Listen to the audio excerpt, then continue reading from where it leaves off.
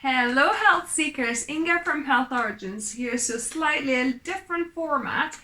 I wanted to talk to you about intermittent fasting and also fruit detox. So, I don't know whether some of you felt the same way I did yesterday. I felt like I needed a break from food. I just been, over like the festive period. I've been eating more than I should, having snacks and sweets and eating later than I should. And yesterday I was like, no, my body is asking for a bit of a break from all the digestion, of all like the heavy foods and things. It just needs a bit of a detox, a break, a breather, if you like. So having a fruit detox day, that should grant my body a little bit of rest. So what is fruit detox, or what I consider what I call fruit detox is basically a day of just eating fruit and drinking liquids like water or herbal teas. So that's what I'm going to be doing today.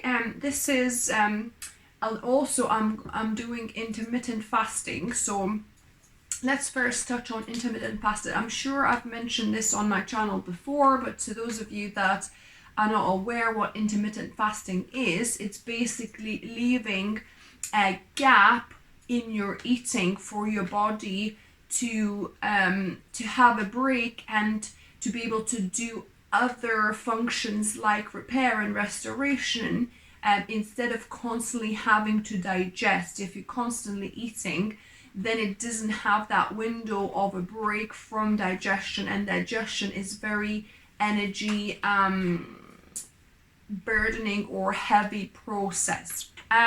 So digestion is a very energy heavy process. So if we can give our body a little bit of rest from that, then that can benefit any other areas. So like I said, the body can then concentrate on where it needs to rebuild, restore and repair. So naturally we obviously have a non-eating window when we sleep, but we want to extend that eating window either side of the night. So in the evening, the best, I've talked about this before, circadian rhythms, that the best time to eat is between 12 and 8 o'clock. So midday and 8 o'clock in the evening. So that's your kind of best eating window that normally corresponds with the circadian rhythms, or the sun going up and down and us being ready for bed, melatonin excreting and all the rest of it.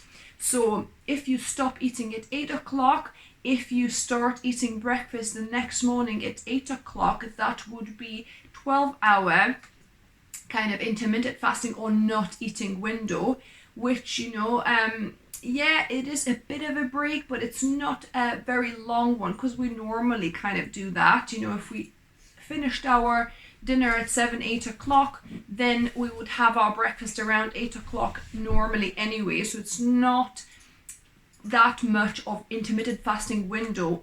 Intermittent fasting kind of is adding a little bit more in the morning. So for example, instead of eating at 8 o'clock, maybe add extra 2 or 4 hours, so you got 14 or 16 hours intermittent non-eating window.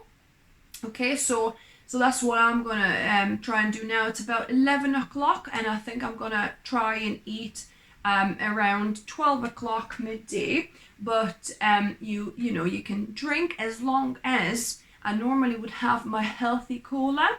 But however, in my healthy cola, I put a tablespoon of molasses in there, and that would, break my fast, because if you add like sugar to anything, then that's, starts your kind of digestion pretty much. So your intermittent fasting window finishes. So that's why I've just got some warm water with some lemon. So half a lemon juice I put in, but because it's so acidic, I drink it through a straw so it doesn't, affect my enamel, doesn't soften my enamel, because I know it affects, for most people it would, but my teeth are just so sensitive. As soon as I have a little bit of like lemony or citrusy, something like, quite strong acids, or even like if I had like a lot of citrus fruit as well, I could feel it on my teeth. So that's why I use this glass straw. You can get metal straws, reusable straws, to sip through, so that the liquid goes through straight to your throat rather than through your teeth. So that's what I'm drinking. I'm drinking warm lemon water after I exercise. That's why you see me, I've just had a bit of a run, and a bit of exercise, a bit of a stretch, and this is my water, just a filtered water. So I'm drinking that, and also herbal teas are great. As long as you're not adding sugar, you're not breaking your fast, okay? But when you're ready to break your fast, I love doing this with watermelon or melon, because watermelon or melon are the fastest digesting fruits. They digest the quickest, so you really want to start with them ideally. I love, and this watermelon, I think I got a really, really good and sweet and juicy one. So that's probably gonna be my breakfast, this whole plate. I know it's a lot, but it's just kind of water. Might leave a few pieces. And then for the rest of the day, I'll probably have to go and get some more fruit, because I like different fruits. If I'm eating just fruit, I want a variety. So I've got some bananas here. I've got some organic apples here. I might get some organic grapes, maybe pineapple, we'll see. But yeah, so today, that's what I'm gonna, be having, just fruit, to give my body a bit of a break from very dense and heavy digestion, because fruit is so easy to digest. It kind of gives your digestion a little bit of a breather. In fact, if you wanted to give your digestion even a bigger breather, you can maybe just do water fasting. So for a day or two, I think day or two of water fasting, just having water and liquids, is probably not advisable to do for longer if you're kind of not used to it, if you don't know what you're doing, because longer fasts, I think you need to seek some specialist guidance or some advice of what to do or not to do. I don't know much about it. I know that you could do water fasting for a day or two, and other than that, afterwards it's called long water fasting, I think. So if you wanted to give your body even more of a break, you can just consume just liquids, water and herbal teas, and stay off all the food. But sometimes I find it quite hard, so I just kind of do an in-between, where I just eat fruits. And if you're eating fruits, in fact, you don't necessarily need to drink water with it as well, because especially high content water fruits like watermelon and melon, grapes and things like that, they already have structured water within them, that is even more ready absorbable and ready for us to ingest into every hour, into every cell. It's kind of even more bioavailable than a normal water, because it's already structured within the fruit. So if you're not feeling thirsty, then you don't need to actually drink any extra water if you're eating plenty of juicy fruits.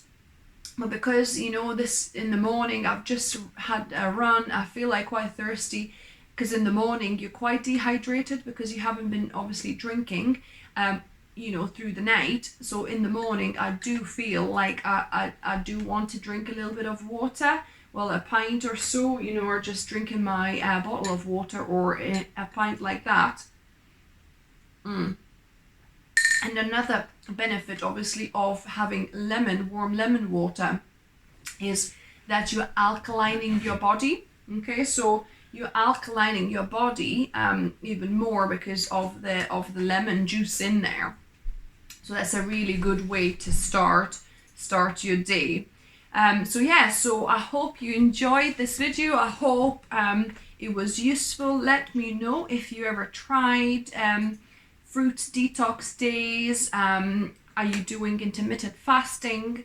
I've talked on my channel before that I'm kind of doing intermittent fasting in a way, trying not to eat not to have my smoothie until about 10 o'clock, and then having just smoothie for breakfast, so it's easily digestible food rather than something heavy like bread or something fried.